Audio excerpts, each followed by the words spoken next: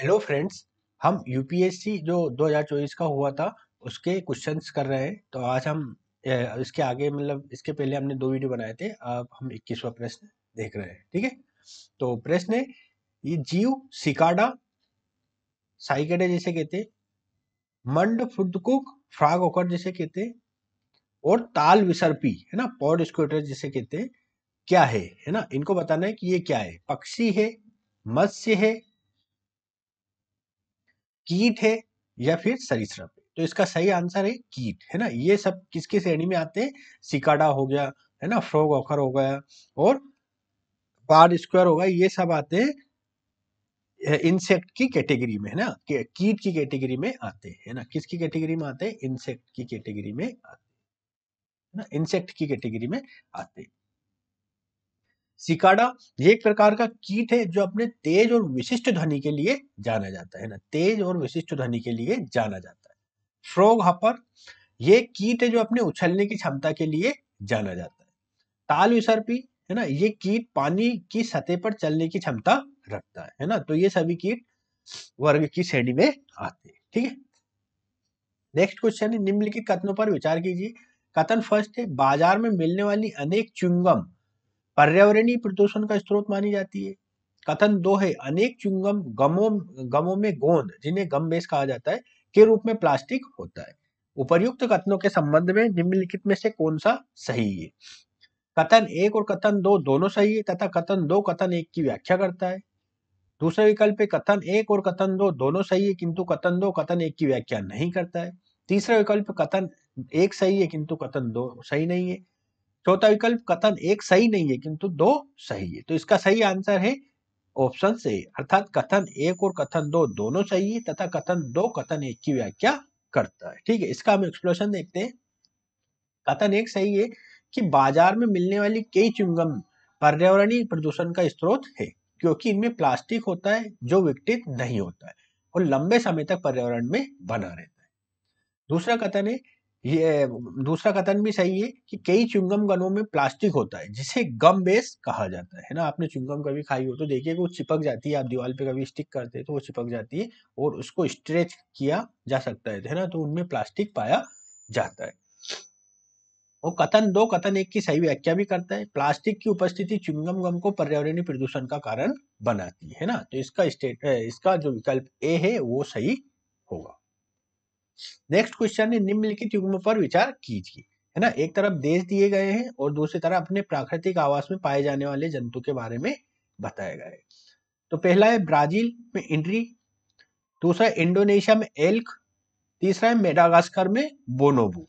उपर्युक्त युग्मों में से कितने युग्म सही सुमेलित है।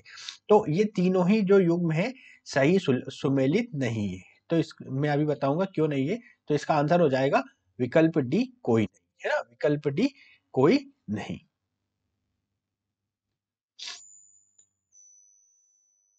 ठीक है, कोई नहीं।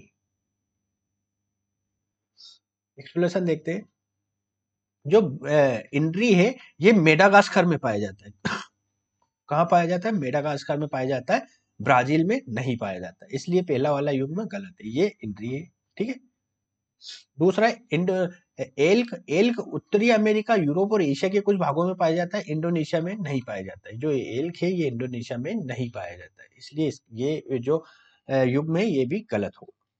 थर्ड है बोनोबो। बोनोबो केवल कांगो लोकतांत्रिक गणराज्य में पाए जाते हैं, मेडागास्कर में नहीं, इसलिए ये युग्म भी गलत है। ये कहाँ पाए जाते हैं, ये पाए जाते हैं कांगो गणराज्य में, है ना, कांगो गणराज्य में पाए जाते हैं। नेक्स्ट आता है, विश्व शौचालय संगठन वर्ल्ड टॉयलेट ऑर्गेनाइजेशन के संबंध में निम्नलिखित कथनों पर विचार कीजिए। पहला कथन है, ये वैश्विक राष्ट्र की, ये संयुक्त राष्ट्र की एजेंसियों में से एक है।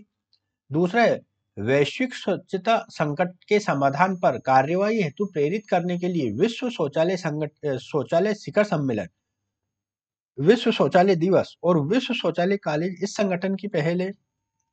इसके कार्यों का मुख्य लक्ष्य कम विकसित देशों और विकासशील देशों को खुले में शौच की समाप्ति के लक्ष्य की प्राप्ति करने के लिए निधि प्रदान करना है।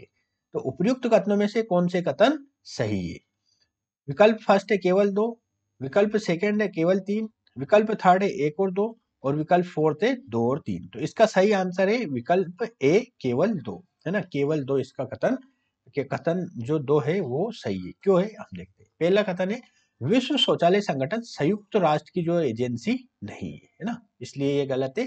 ये एक गैर लाभकारी संगठन है ना, विश्व शौचालय संगठन एक गैर लाभकारी संगठन है। कथन 2, ये कथन सही है। विश्व शौचालय संगठन वैश्विक स्वच्छता संकट के समाधान के लिए जागरूकता बढ़ाने के लिए, है ना, कई पहले चलाता है, जिसमें विश्व शौचालय शिखर सम्मेलन, विश्व शौचालय दिवस, विश्व शौचालय काले शामिल है, इसलिए यह कथन सही है। दूसरा कथन है, तीसरा कथन क्या है, विश्व शौचालय संगठन मुख्य रूप से जागरूकता बढ़ाने और ज्ञान साझा करने पर केंद्रित है ना, ना कि निधि प्रदान करने पर। कहने का तात्पर्य कि जो विश्व शौचालय संगठन है कि देशों को किसी तरह की निधि प्रदान नहीं करता है, इसलिए ये वाला विकल्प गलत हो गया, है ना। तो इसमें हमारा केवल 2 कथन सही होगा। पहला क्यों गलत है? पहला क्योंकि ये संयुक्त राष्ट्र की एजेंसी नहीं है, एक गैर लाभकारी संगठन है, इसलिए पहला गलत हो गया और तीसरा भी गलत है ना, दूसरा ही इसका स्टेटमेंट सही है। नेक्स्ट क्वेश्चन आता है 25, निम्नलिखित कथनों पर विचार कीजिए, है ना।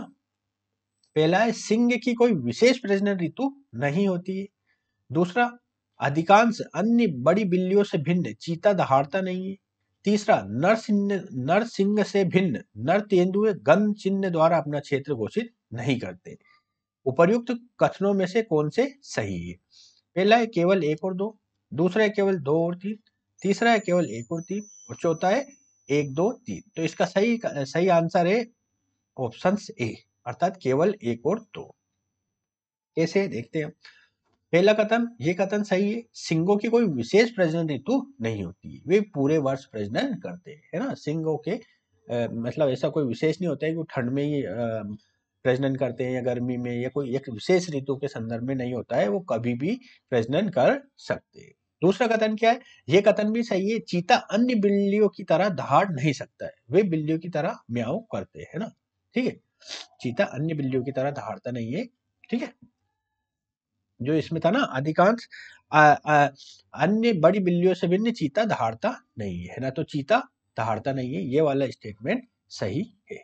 तीसरा क्या है, तीसरा कथन जो है वो गलत है, क्योंकि नर तेंदुए भी नर सिंगों की तरह नरसिंगों की तरह गंध चिन्ह द्वारा अपना क्षेत्र घोषित करते हैं, है ना। नर तेंदुए भी नरसिंगों की तरह अपना जो चिन्ह क्षेत्र है वो घोषित करते हैं, है ना। तीसरा वाला जो स्टेटमेंट है ये गलत है ना। पहला इसका सही है, दूसरा सही है और तीसरा गलत। नेक्स्ट क्वेश्चन पे आते हैं 26, निम्नलिखित में से कौन सा 100 मिलियन किसानों, है ना, 100 मिलियन किसानों को सही विवरण करता है? पहला है ये नेट जीरो, है ना, नेट शून्य कार्बन प्रकृति सकारात्मक खाद्य और जल प्रणालियों की ओर संक्रमण को तेज करने के लिए एक मंच है, जिसका लक्ष्य किसानों की पुनरुत्थानशीलता में वृद्धि करना है। दूसरा कथन है ये जैविक पशुपालन के विकास को सहायता देने एवं सशक्त करने में इच्छुक व्यक्तियों और कृषि संगठनों का एक नेटवर्क और अंतर्राष्ट्रीय संगठन है। तीसरा, ये एक डिजिटल प्लेटफॉर्म है जो पूरी तरह से सेवा प्रदाताओं के साथ एकीकृत है और ब्लॉकचेन पर निर्मित है, जो क्रेताओं, विक्रेताओं और तीसरे पक्षकारों को शीघ्र और सुरक्षित रूप से उर्वरकों को व्यापार करने की सुविधा प्रदान करता है।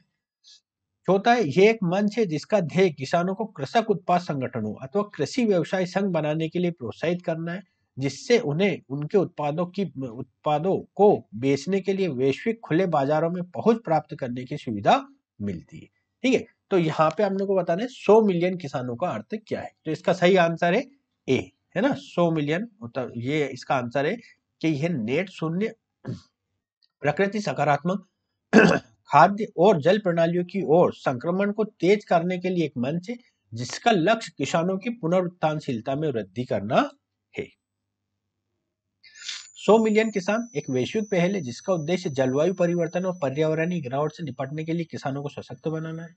यह पहल किसानों को स्थायी कृषि पद्धति को अपनाने, उनकी आजीविका में सुधार करने और प्रकृति संसाधनों के संरक्षण में मदद करने पर केंद्रित है। नेट शून्य कार्बन प्रकृति सकारात्मक खाद्य और जल प्रणाली की ओर संक्रमण को तेज करना इसकी मुख्य पहल में से है ना। तो इसका सही विकल्प कौन सा हो जाएगा? ए वाला जो विकल्प है इसका सही आंसर नेक्स्ट क्वेश्चन है क्वेश्चन नंबर 27। निम्नलिखित पर विचार कीजिए।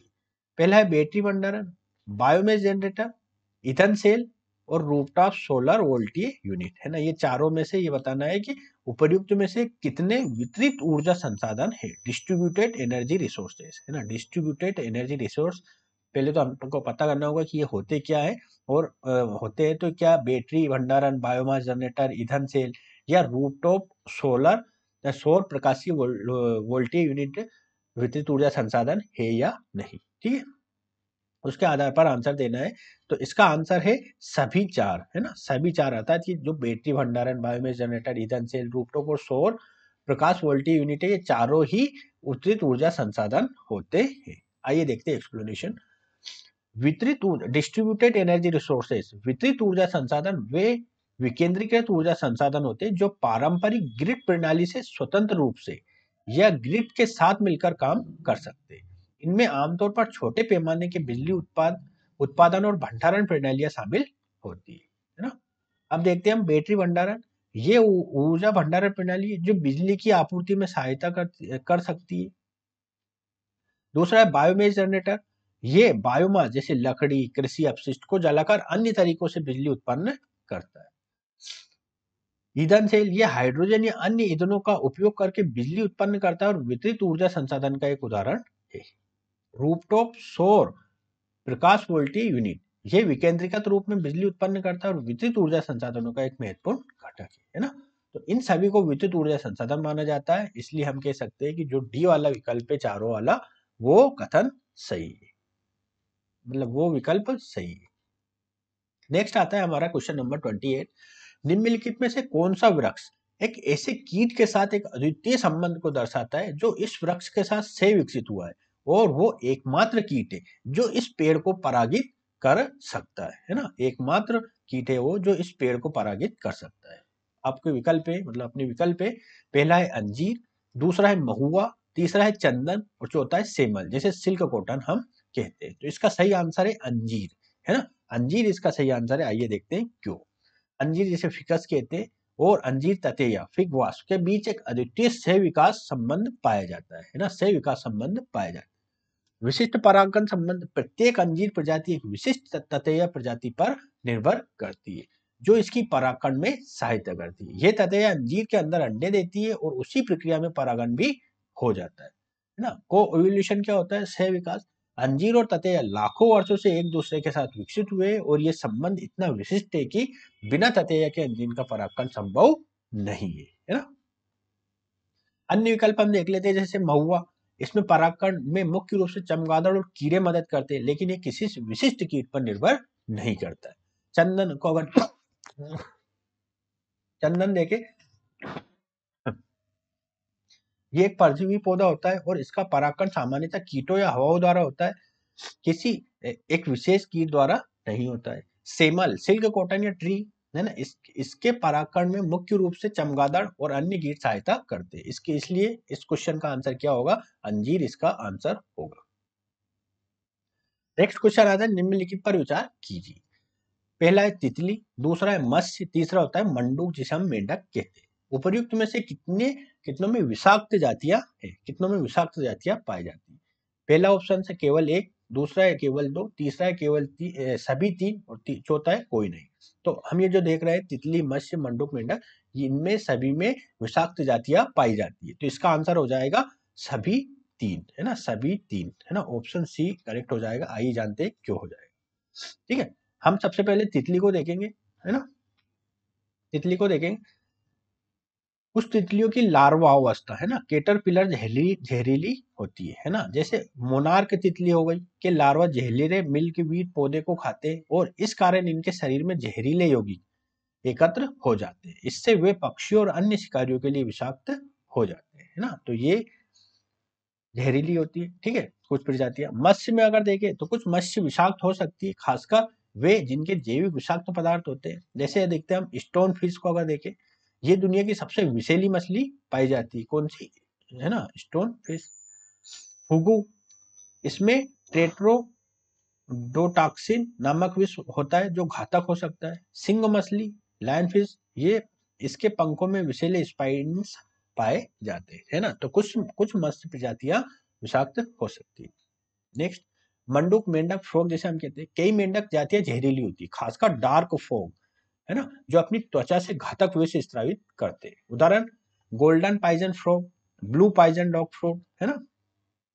ये जो है ना क्या है, घातक ये जहरीली प्रजातियों के उदाहरण है ना। तो हम कह सकते हैं कि तीनों चीजें, तीनों तितली, मत्स्य और मेंढक विषाक्त जातियां पाई जाती है। इसके लिए इसका आंसर सी हो जाएगा।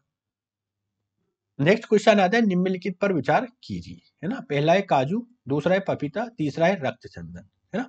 उपर्युक्त में से कितने वृक्ष वास्तव में भारत के देशीय है ना, कौन से कितने देशीय। तो इसमें विकल्प है हमारे पास केवल एक, दूसरा है केवल दो, तीसरा है सभी तीन और चौथा कोई नहीं, है ना। तो इसका सही आंसर हो जाएगा ऑप्शन ए, केवल एक, है ना। जो रक्तचंदन है वो भारत का देसी वृक्ष है, जबकि काजू और पपीता नहीं। आइए जानते हैं ऐसा क्यों। काजू काजू मूल रूप से ब्राजील का वृक्ष है, बाद में इसे भारत में लाया गया। पपीता पपीता भी मूल रूप से दक्षिण मेक्सिको और मध्य अमेरिका का वृक्ष है, जिसे बाद में भारत लाया गया। रक्तचंदन रक्तचंदन भारत के पूर्वी घाट और दक्षिणी भारत के कुछ हिस्सों में पाए जाने वाला देशीय वृक्ष है ना। इसलिए आंसर क्या हो जाएगा, केवल रक्तचंदन ही भारत का देशीय वृक्ष है। ठीक है, तो अगले वाले वीडियो में हम इसके आगे के बारे में जानेंगे। तब तक के लिए नमस्कार।